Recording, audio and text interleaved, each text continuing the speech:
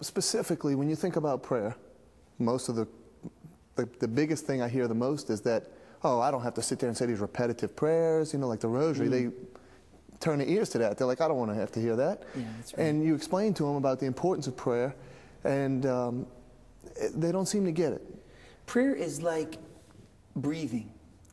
A lot of saints have said that. If the soul stops praying, it's like as if we were stopped breathing, because it's a response that we give to love. It's a response in love to love. If love is present, then our life of prayer isn't boring. Even if it's a matter of saying words, even if it's a matter of doing certain rituals or certain gestures, if we put love in them, then we're able to respond.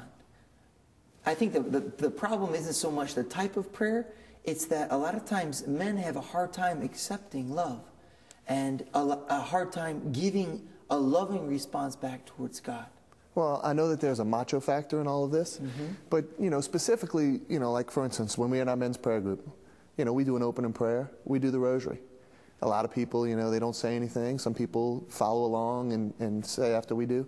But specifically, do you encourage people to pray the rosary, to teach them? How do you get them to start to grow in their prayer life if they're telling you, hey, I don't know how to pray?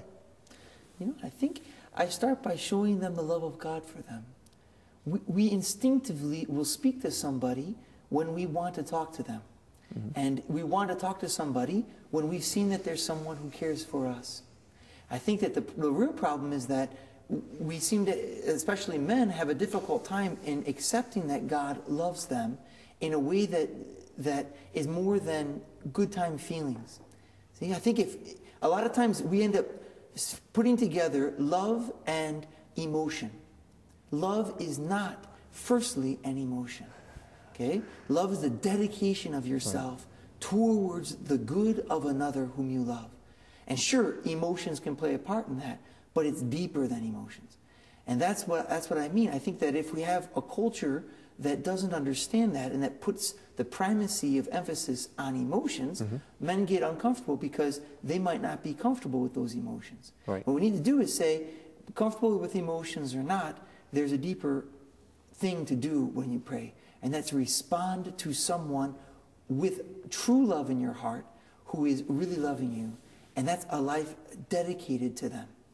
And then your response in prayer becomes something that you want to do. So when I have to teach people how to pray or work with a situation where people need to pray, I put the emphasis on showing them the love of God and then encouraging them to respond.